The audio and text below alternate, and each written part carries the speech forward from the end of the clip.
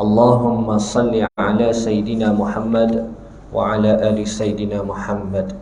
Yang sama-sama kita hormati Tuan Nazir, barisan jawatankuasa, para asatizah yang dimuliakan Tuan Imam, tuan-tuan dan puan-puan, ayah-ayah, ibu-ibu, muslimin dan muslimat, umat Nabi Muhammad sallallahu alaihi wasallam yang bertuah. Alhamdulillah, pada pagi ini kita akan cuba menyebut beberapa perkara berkaitan dengan satu peristiwa agung, iaitu satu kembara suci yang dijalani oleh Nabi baginda Nabi sallallahu alaihi wasallam, iaitulah Al-Isra' wal Mi'raj. Dan kita mengambil daripada sudut pandang berdasarkan riwayat Bukhari dan Muslim. Dan kita kena faham bahawa kisah Al-Isra' dan Mi'raj juga adalah termasuk daripada kategori sirah, sejarah. Sebab itulah para ulama telah memasukkan beberapa riwayat-riwayat dhaif mengenai peristiwa ini untuk tujuan ibrah dan bukanlah berkaitan dengan akidah ataupun hukum. Sebab itu kalau kita melihat sirah Nabi juga diletakkan dan diceritakan tentang mukjizat-mukjizat daripada riwayat dhaif untuk tujuan yang sama. Maka sebab itulah kita kena faham bahawa Al-Isra' dan Mi'raj ini paling utama ialah berkaitan dengan akidah, keimanan kita. Ia bukan satu cerita dongeng, bukan satu cerita yang direka-reka kalau ikut akal, tetapi ia adalah berdasarkan apa yang telah disebutkan di dalam Al-Quran dan juga hadis Nabi sallallahu alaihi wasallam. Saya akan menyebutkan beberapa perkara lah pada pagi ini dalam tempoh yang singkat. Iaitu yang pertamanya berkaitan dengan Al-Isra' wal Mi'raj secara ta'rifannya. Supaya kita jelas, pada bulan Rajab ini kita akan menyambut satu peristiwa ataupun mengenang satu peristiwa besar, itulah Isra' wal Mi'raj. Al-Isra' itu maknanya adalah perjalanan daripada bumi ke bumi. Perjalanan daripada bumi ke bumi. Daripada Masjidil Haram menuju ke Masjidil Aqsa. Dan Al-Isra' itu dari segi bahasa adalah perjalanan ataupun menempuh perjalanan di waktu malam. Itu ta'rif dia, definisi dia. Menempuh perjalanan di waktu malam. Sebab tu kita akan sebut nanti, di antara sunnahnya adalah bermusafir pada waktu malam. Manakala Al-Mi'raj itu adalah perjalanan daripada bumi ke langit. Perjalanan daripada Masjidil Aqsa menuju, mendaki langit yang pertama, langit yang kedua, langit yang ketiga, keempat, kelima, keenam, ketujuh, sehinggalah kita akan menyebutkan tentang Sidratul Muntaha dan Al-Mustawa, dan seterusnya pensyariatan yang ditaklifkan ke atas umat Nabi Muhammad sallallahu alaihi wasallam. Antaranya yang paling besar adalah ibadah salat 5 waktu. Dan Al-Mi'raj ni dari segi bahasa maknanya pendakian. Pendakian daripada satu tempat ke atas. Baik. Sebab apakah kita wajib beriman tentang peristiwa Al-Isra' dan Mi'raj ini? Kerana disebut di dalam Al-Quran. Di antaranya kalau kita sebut dalil kepada peristiwa Al-Isra' itu dirakamkan di dalam surah Al-Isra' itu sendiri, iaitu pada ayat yang pertama. Allah menyebutkan subhanallazi asra bi'abdihi laylan minal masjidil harami ilal masjidil aqsa allazi barakna hawlahu linuriyahu min ayatina innahu huwas samiul basir. Maha suci Allah yang telah memperjalankan hambanya, yakni Muhammad sallallahu alaihi wasallam, pada malam hari daripada Masjidil Haram di Mekah ke Masjidil Aqsa di Palestin, yang kami berkati sekelilingnya untuk memperlihatkan kepadanya tanda-tanda kekuasaan kami. Sesungguhnya Allah jualah yang mendengar lagi maha mengetahui. Adapun Al-Mi'raj itu bukan ayat ini. Al-Mi'raj itu dalilnya adalah pada surah An-Najm, iaitu pada ayat 13 hingga ayat 15. Allah menyebutkan walaqad ra'ahu nazlatan ukhra inda sidratil muntaha indaha jannatul ma'wa. Itu dalil kepada al-mi'raj. Dan demi sesungguhnya Muhammad telah melihat malaikat Jibril dalam bentuk asalnya.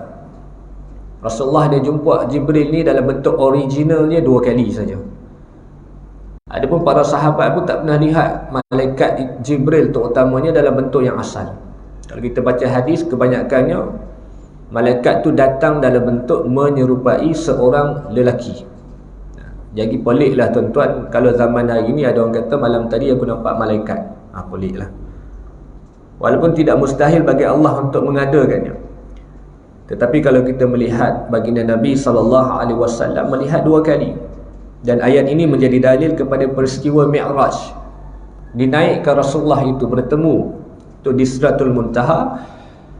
Kata Allah, dan sesungguhnya Muhammad telah melihat Jibril dalam bentuk asalnya sekali lagi di sisi Sidratul Muntaha, iaitu pada malam Mi'rajnya, di mana di sisi Sidratul Muntaha itu terletak syurga Jannatul Ma'wa. Ini kali kedua Rasulullah melihat Jibril. Pertama ketika mana turunnya wahyu di Gua Hira. Turun Nabi berpaling, malaikat Jibril itu duduk di antara singgasana di antara langit dan bumi.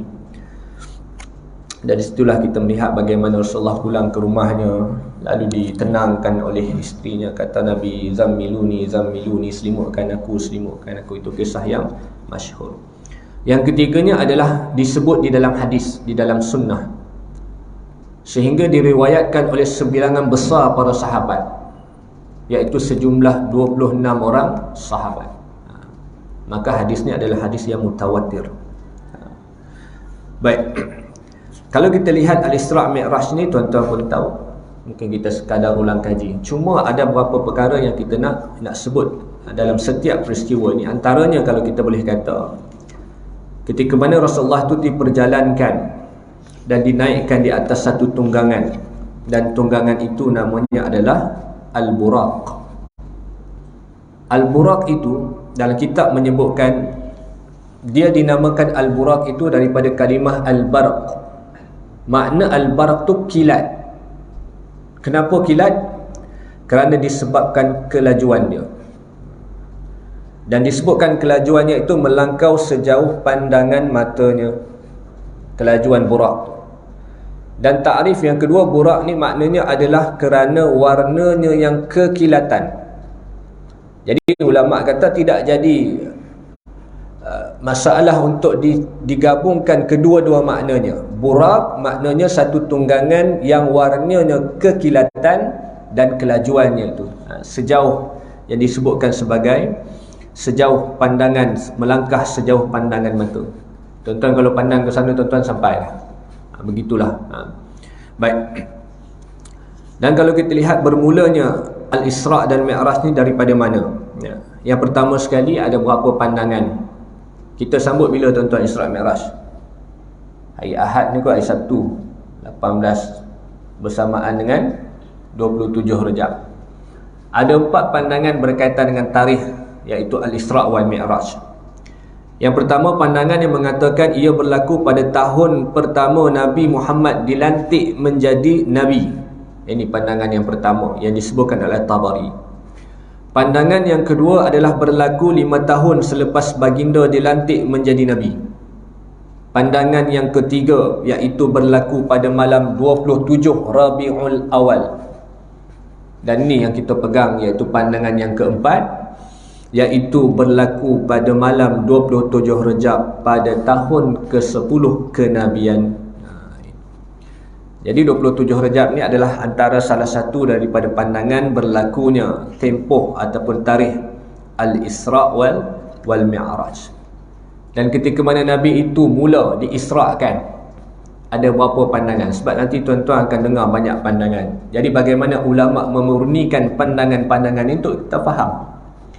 Iaitu bermulanya Al-Isra' ini, pandangan yang pertama menyebutkan dalam Sahih Bukhari dan Muslim bahawa ketika baginda berada di Al-Hijr dan Al-Hatim, yakni Hijr Ismail, satu.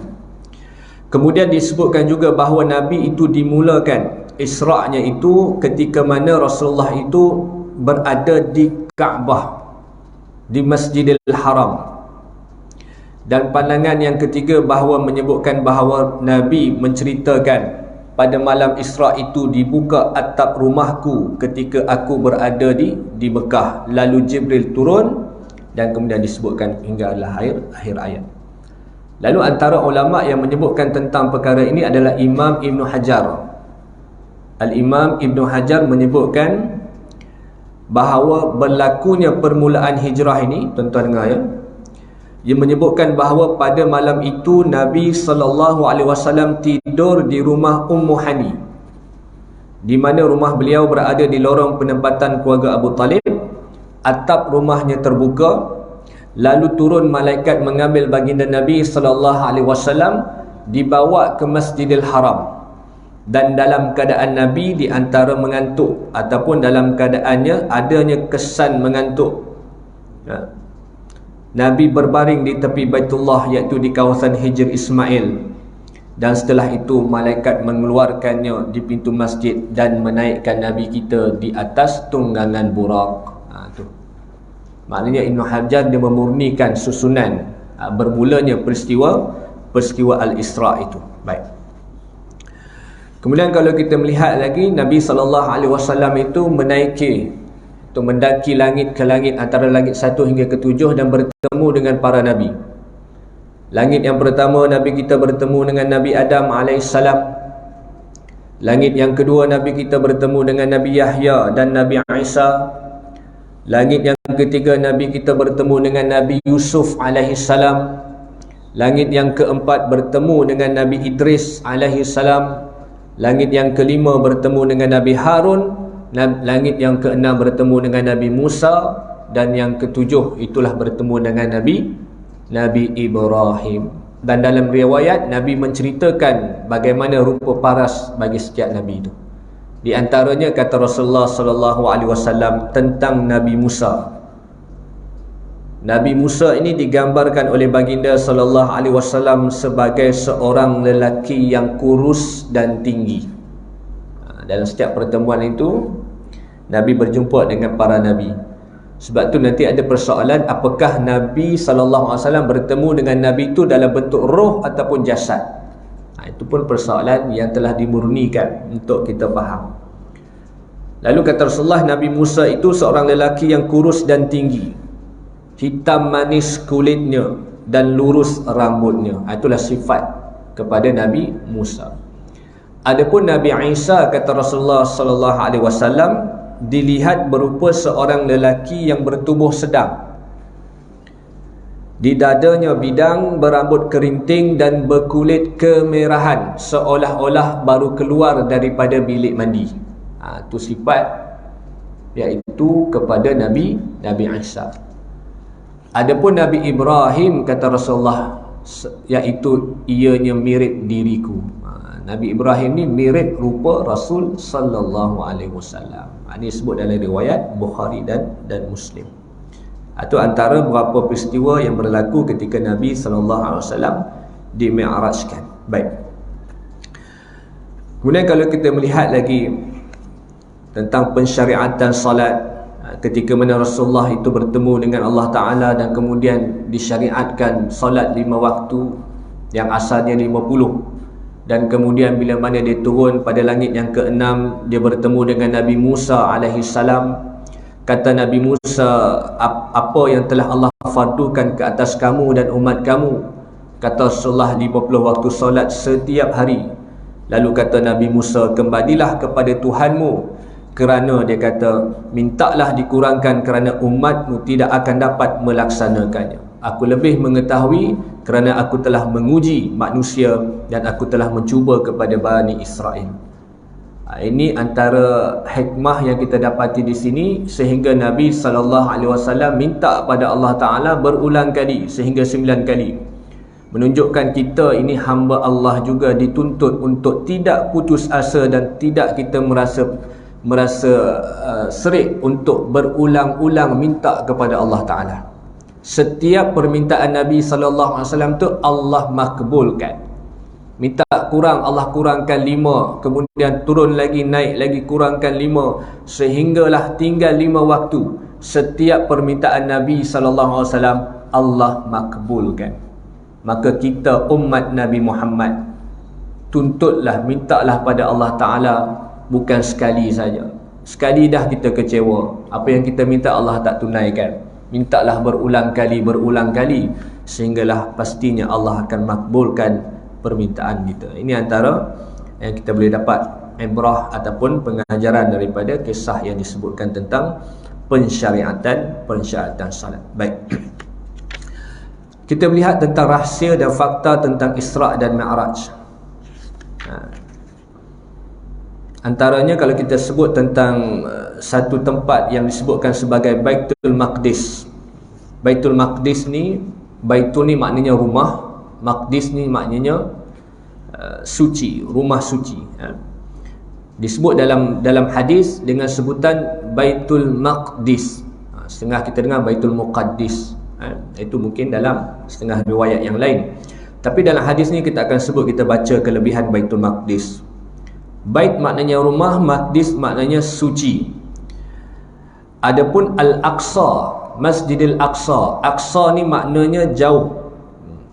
Aqsa maknanya apa? Yang paling jauh. Apa maksud Aqsa? Paling jauh dengan ta'rifannya kerana kejauhannya, jaraknya daripada Kaabah.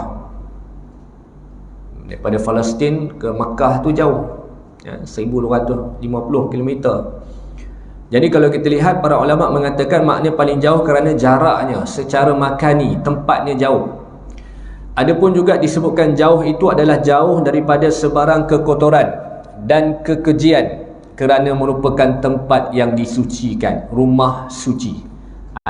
Itu maksud Baitul Maqdis, yang orang Islam pertahankan pada hari ini, yang sungguh-sungguh pertahankan tu. Kemudian disebutkan juga di dalam hadis, masjid yang pertama dibina di atas bumi ini adalah Masjidil Haram, dan keduanya Masjidil Aqsa. Dan beza tempoh pembinaan di antara dua masjid ini adalah 40 tahun. Masjidil Haram di Mekah dan juga Masjidil Aqsa, 40 tahun bezanya. Dan Rasulullah SAW menyebutkan kelebihan kepada kesemua masjid yang utama ini. Antaranya dalam hadis Nabi menyebutkan, fadlus salati fil masjidil harami ala ghairihi mi'ata alfi salah, wa fi masjidi alfas salah, wa masjidil baitil maqdis 500 salah. Nabi sebut Baitil Maqdis. Kata Nabi SAW, kelebihan solat di Masjidil Haram daripada masjid-masjid selainnya adalah 100,000 solat. Solat fi masjidi, di masjid aku, masjid Nabi, kata Rasulullah, iaitu 1,000 solat. Dan solat di Masjidil Maqdis ialah 500 solat. Ini kelebihan fadilat menunaikan solat di ketiga-tiga masjid yang diiktiraf oleh baginda Nabi SAW. Dan Nabi juga menyebutkan dalam sebuah hadis yang lain, la tashuddu rihala illa ila salasati masajid. Janganlah kamu mengembara melainkan ketiga masjid, kata Nabi. Masjidi hadza, masjid aku, kata Nabi, Masjid Nabawi. Kemudian wal Masjidil Haram, Masjidil Haram di Makkah. Wal Masjidil Aqsa, dan Masjidil Aqsa di Palestin.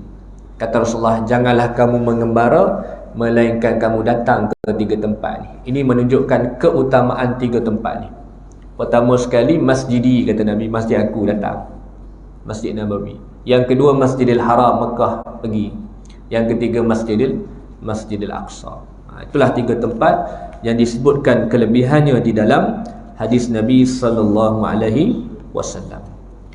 Persoalan berkaitan apakah Nabi bertemu dengan Nabi yang lain secara roh ataupun jasad. Pandangan yang pertama menyebutkan bahawa Nabi menemui roh-roh para Nabi, melainkan Nabi Isa AS, kerana Nabi Isa itu tidak diwafatkan oleh Allah Ta'ala dan dinaikkan, itu bertemu dengan Allah Subhanahu Wa Ta'ala. Itu pandangan yang pertama. Adapun pandangan majoriti, jumhur, menyebutkan bahawa Rasulullah SAW menemui para nabi itu dengan diri mereka sendiri, secara jasad dan roh mereka, ya.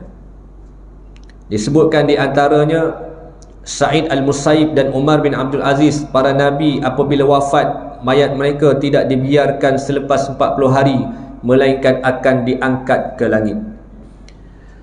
Ada juga hadis yang menceritakan bahawa para nabi hidup di dalam kubur mereka masing-masing, seperti mana diceritakan oleh Nabi, Al-Anbiya'u ahya'un fi kuburihim yusalluna.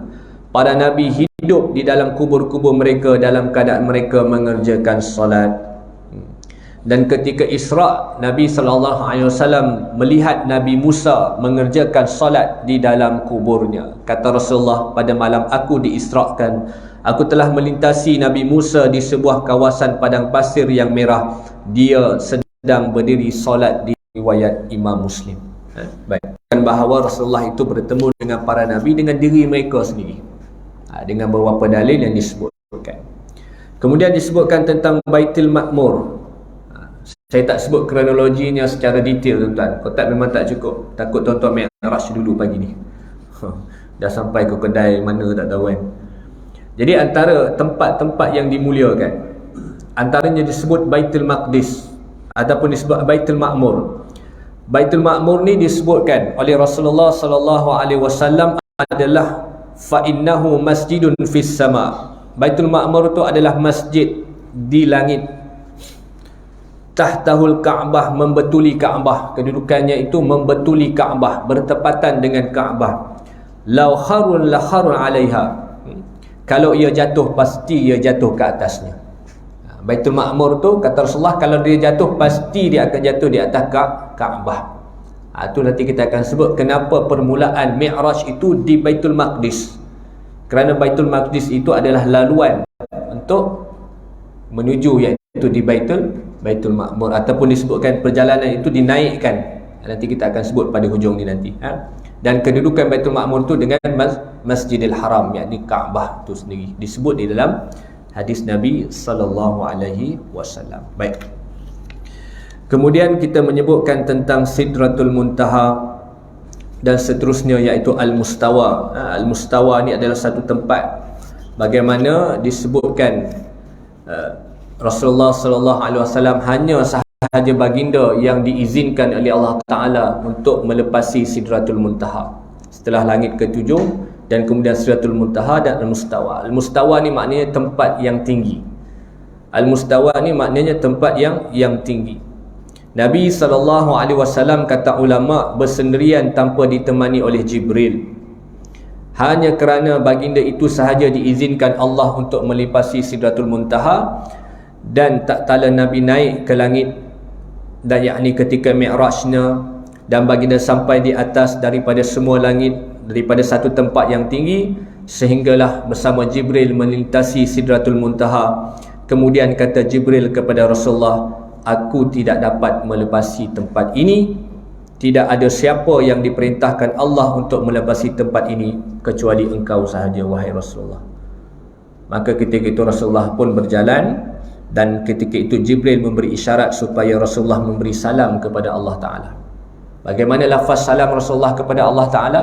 Disebutkan di dalam riwayat hadis Bukhari, At-tahiyyatu lillahi wassalatu tayyibat. Kata Nabi ketika di Al-Mustawa, At-tahiyyatu lillahi wassalatu tayyibat. Maksud dia apa? Segala penghormatan, segala selawat dan segala ucapan yang baik datangnya adalah milik Allah. Kemudian Allah menjawab salam Nabi sallallahu alaihi wasallam. Allah menyebutkan, Assalamu alayka ayyuhan nabi wa rahmatullahi wa barakatuh. Tuan-tuan baca bila? Tahiyat akhir. Kemudian kata Allah Ta'ala, Assalamu alayka ayyuhan nabi wa rahmatullahi wa barakatuh. Sejahtera ke atas engkau wahai Nabi, beserta rahmat Allah dan keberkatannya. Kemudian Rasulullah itu menginginkan supaya salam Allah itu juga share pada umat dia, supaya Nabi nak umatnya bersama dengan apa yang dikehendaki, yang disebutkan oleh Allah Ta'ala. Lalu kata Rasulullah, Assalamu alayna wa ala ibadillahis salihin. Nabi ingat kita, Nabi ingat umat dia. Allah bagi salam kepada nabinya, assalamu alayka ayuhan nabi. Kemudian Nabi kata, assalamu alayna wa ala ibadillahis salihin. Selamat sejahtera ke atas kami dan ke atas sekalian hamba-hamba yang soleh. Siapa mereka? Umatnya. Begitu ingat Nabi kepada umatnya. Kemudian apabila Rasulullah menjawab dengan doa yang begitu, para malaikat Jibril dan seluruh malaikat yang berada di langit mengucapkan beramai-ramai, asyhadu an la ilaha illallah wa asyhadu anna Muhammadan abduhu wa rasuluhu. Ini kisah yang disebutkan di dalam riwayat Bukhari dan Muslim. Maka sebab tu tuan-tuan, dalam solat kita baca kena faham makna, kita menghayati dan kita tahu kalimah ni datang daripada mana. Sebab tu kita takkan main-main dalam solat. Ini doa yang sangat agung tuan-tuan, di antara Allah dan kekasihnya Muhammad sallallahu alaihi wasallam, dan para malaikat juga mendoakan dengan perkara yang sama, dan Nabi sangat mengingati akan umatnya. Tu kita baca dalam tahiyat kita, at-tahiyatul mubarakatus salawatut tayyibatu lillah. Assalamu alayka, kata Allah Ta'ala, ayuhan nabi wa rahmatullahi wa barakatuh. Kemudian Nabi jawab, assalamu alayna wa ala ibadillahis salihin. Kemudian keseluruh para malaikat menyebutkan, asyhadu an la ilaha illallah, aku bersaksi tiada Tuhan melainkan Allah, wa asyhadu anna Muhammadan abduhu wa rasuluhu, dan Muhammad itu adalah hambanya dan utusannya. Selesai. Baik. Akhirnya tuan-tuan, kita melihat di antara kisah yang masyhur, banyak riwayat hadis yang menceritakan tentang Nabi dipertontonkan dan perlihatkan tentang beberapa peristiwa. Pagi ni kita ambil sedikit sahaja. Antaranya disebutkan pada malam Mi'raj ataupun Isra' dan Mi'raj Nabi sallallahu alaihi wasallam itu, Nabi melihat tentang satu kaum yang dijadikan mereka berkuku tembaga dan mencakar muka dan dada mereka. Lalu Nabi tanya kepada Jibril alaihi salam, kata Jibril, mereka itulah orang-orang yang memakan daging manusia, yakni dengan kiasan mengumpat. Ini bahana kepada orang yang ghibah ataupun disebutkan sebagai mengumpat. Ditunjukkan kesannya, akibatnya oleh Allah Ta'ala ketika pada peristiwa Isra' dan Mi'raj. Dan begitu juga Nabi ditunjukkan tentang satu laluan, ketika Nabi lalu, Nabi tercium satu bau yang sangat wangi. Kisah yang masyhur, tuan-tuan pun tahu. Kata Rasulullah kepada Jibril, lihat, setiap peristiwa yang Nabi lalui, Nabi tanya Jibril, menunjukkan bahawa dalam hidup kita ini mesti ada murabbi, mesti ada mursyid, mesti ada satu orang yang akan guide hidup kita. Sebab tu Nabi dalam perjalanan Nabi tak tahu, Nabi tanya. Nabi tak tahu, Nabi tanya. Kemudian murabbinya ketika itu Jibril bagi tahu, ini apa dan sekian-sekian. Maka ketika itu Rasulullah terbau satu bau yang sangat harum. Lalu kata Jibril, itulah kubur Masyitah dan juga anak-anak dia. Kita pun tahu Masyitah bagaimana kisahnya. Ketika mana dia sedang sikat rambut anak puteri Fir'aun, lalu terjatuh sikatnya, lalu dia mengambil dengan menyebut nama Allah, Bismillah, dan kemudian diadukan kepada bapaknya. Lalu disediakan satu bencana besar yang sangat besar dengan air yang menggelegak. Dicampak seorang demi seorang anak kepada Masyitah itu, supaya dia ingkar kepada keimanan dia. Namun sedikit pun dia berpegang teguh kepada Islam, tuan-tuan, kepada agama, kepada keimanan kepada Allah Ta'ala. Sehinggalah kesemuanya, termasuklah dirinya itu, gugur ataupun mati syahid. Sebelum dia dimasukkan ke dalam tempat itu, tuan-tuan, dia telah minta kepada Fir'aun satu perkara. Dia minta kepada Fir'aun supaya nanti kumpulkan tulang-tulang dia dan tulang anak-anak dia, kemudian kuburkan di dalam satu kubur. Kata Fir'aun, iya, aku tunaikan. Masya Allah, tuan-tuan, kita lihat setelah habis, maka Rasulullah terbau. Kubur ini adalah kubur, kata Jibril, Masyitah dan anak-anak dia. Pengejaran yang sangat besar yang memberi kesan kepada kita. Lihat bagaimana Fir'aun, selaknat Fir'aun, sejahat-jahat Fir'aun itu pun yang membunuh keseluruhan keluarga Masyitah, walaupun bukan nama dia Masyitah, gelaran bagi seorang tukang sikat, tetapi dia tetap tunaikan janji dia. Kata Masyitah, aku nak kuburkan satu kubur ke semuanya. Ditunaikan janji dia, tuan-tuan. Firaun. Bagaimana kita umat Nabi Muhammad sallallahu alaihi wasallam? Kalau berjanji kita tunai tak? Maka ini kita kena banyak-banyak muhasabah. Dan begitulah seterusnya pertemuan-pertemuan dengan beberapa perkara yang lain. Akhirnya, antara pengajaran sebagai penutup kita pada malam ini, antara kisah Isra' dan Mi'raj itu memberikan banyak sudut pandang yang kita kena melihat, antara pengajaran dan juga hikmah yang terdapat di antaranya. Secara ringkas, pertama sekali, Isra' dan Mi'raj mendidik kita supaya bersandar kepada Allah. Sekiranya Rasulullah sallallahu alaihi wasallam itu bersandar pada keupayaan dirinya sendiri, maka nescaya dia tidak akan tertunai. Sebab itulah sebab Allah Ta'ala, maka tidak mustahil bagi itu perkara itu berlaku kepada Nabi sallallahu alaihi wasallam. Maka begitulah kita bergantunglah kepada Allah. Segala cita-cita kita itu kita bergantung kepada Allah akan termakbul dengan bantuan Allah. Satu. Kemudian Nabi sallallahu alaihi wasallam dibasuh hatinya itu dengan air Zam-Zam, menunjukkan fadilat ataupun kelebihan Zam-Zam. Air Zam-Zam itu antaranya, kalau kita melihat, kata Rasulullah sallallahu alaihi wasallam, air Zam-Zam mengikut tujuan ketika diminum. Air Zam-Zam mengikut tujuan ketika diminum. Sebab tu ada beberapa orang sahabat Nabi sallallahu alaihi wasallam, antaranya Ibnu Abbas radhiyallahu anhuma. Ibnu Abbas ketika mana dia nak minum air Zam-Zam, dia baca satu doa, dia amal satu doa. Antaranya disebutkan dalam kitab ini doa yang dibacakan oleh Ibn Abbas ketika mana meminum air Zam-Zam, Allahumma inni as'aluka ilman nafi'an wa rizkan wasi'an wa shifaan min kulli da'in. Ini kata Ibn Abbas, sahabat Nabi sallallahu alaihi wasallam. Waktu nak minum air Zam-Zam, kata Nabi, air Zam-Zam tu minum mengikut hajat. Lalu kata Ibn Abbas, ya Allah, Allahumma inni as'aluka ilman nafi'an, dengan keberkatan air Zam-Zam ini aku memohon ilmu yang bermanfaat darimu ya Allah, warizkan wasihan, dan rezeki yang luas, dan juga wasyifaan min kulli da'in, dan juga kesembuhan daripada segala penyakit. Ini antara hikmah yang kita dapati. Dan di bedah dada Nabi sallallahu alaihi wasallam itu adalah untuk membersihkan hati sebelum menghadap Allah.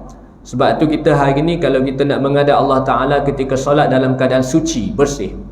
Ketika mana kita nak datang ke rumah Allah itu juga dalam keadaan yang bersih. Sebab tu antara sunnahnya kita doakan, lam akhrajhu asharan wala bataran wala riya'an wala sum'atan. Minta pada Allah, wahai Allah, aku datang kepada tempatmu untuk berjemaah, la asharan wala bataran, bukan kerana angkuh, bukan kerana sombong, wala riya'an wala sum'atan, bukan kerana ingin menunjukkan riya'an, untuk dipertontonkan amal baikku, wala sum'atan, dan bukan untuk diperdengarkan kelebihan yang ada pada diriku.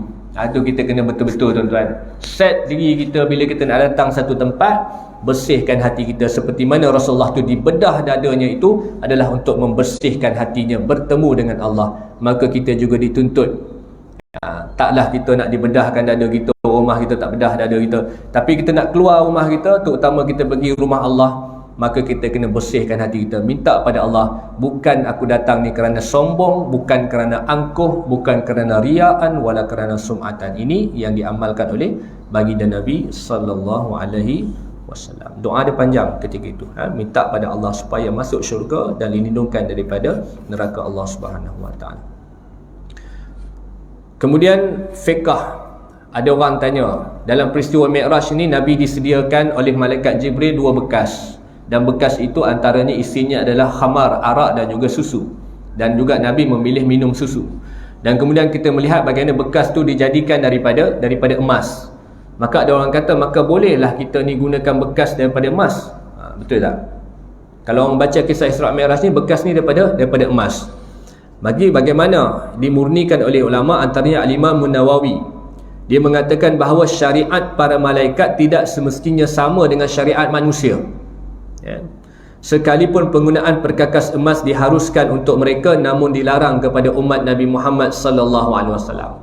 Syariat kita tak boleh pakai bekas makan daripada emas ataupun perak. Sebab tu Nabi sebut dalam hadis, Nabi menyebutkan, janganlah kamu minum dan makan pada gelas emas dan perak, dan janganlah makan dalam pinggan daripada kedua-duanya, kerana ia adalah untuk orang-orang kafir di dunia dan untuk kamu di akhirat. Satu.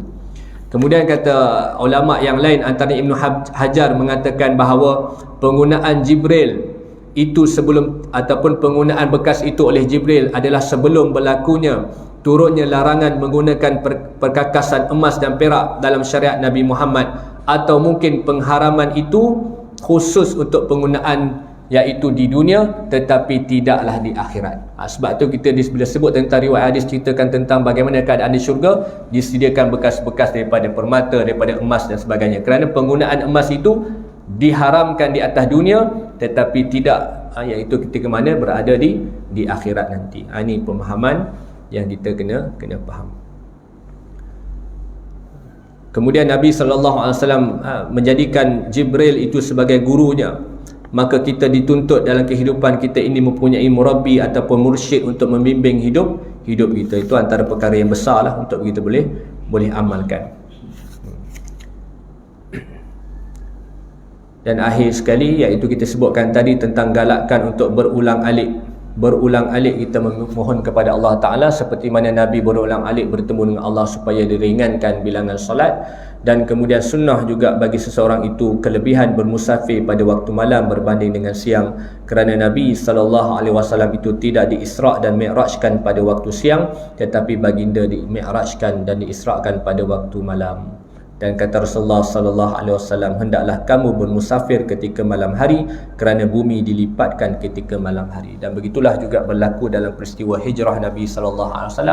Tidaklah Nabi berhijrah bermulanya pada siang hari, tetapi Nabi berhijrah itu keluar daripada rumahnya ketika pada malam hari. Ini antara banyak lagi sebenarnya yang ceritakan tentang hikmah dan juga faedah, iktibar pengajaran yang kita ambil daripada kisah Al-Isra' wal Mi'raj. Pada pagi ini kita mengambil tentang berdasarkan riwayat Bukhari dan Muslim. Wallahu a'lam. Mudah-mudahan kepahaman yang kita dapat pada pagi ini memberikan kita satu pertimbangan yang ilmiah untuk kita pertimbangkan. Sebab bila sebut tentang Isra' wal Mi'raj ni banyaklah kisah. Dan seperti saya ulang sekali lagi bahawa kisah Isra' wal Mi'raj ni adalah sirah Nabi. Sebab tu kita akan temui ada juga selain daripada riwayat Bukhari dan Muslim, riwayat-riwayat hadis yang dhaif, tetapi dengan tujuan untuk memberi pengajaran, ibrah kepada kita, dan bukanlah berkaitan dengan akidah dan juga hukum. Itu kita kena jelas. Maka bolehlah tuan-tuan buat bacaan kitab-kitab yang lain daripada guru-guru yang lain untuk memahamkan kita betapa besarnya kisah perjalanan agung kembara suci yang dilalui oleh baginda Nabi SAW. Aku liqauli hadza astaghfirullahal azim li wa lakum. Assalamualaikum warahmatullahi wabarakatuh. Subhanallah bihamdihi, subhanakallah bihamdika, asyhadu an la ilaha illa anta, astaghfiruka wa atubu ilaik. Wal 'asri innal insana lafi khusr illa alladziina aamanu wa 'amilus solihati wa tawassaw bil haqqi wa tawassaw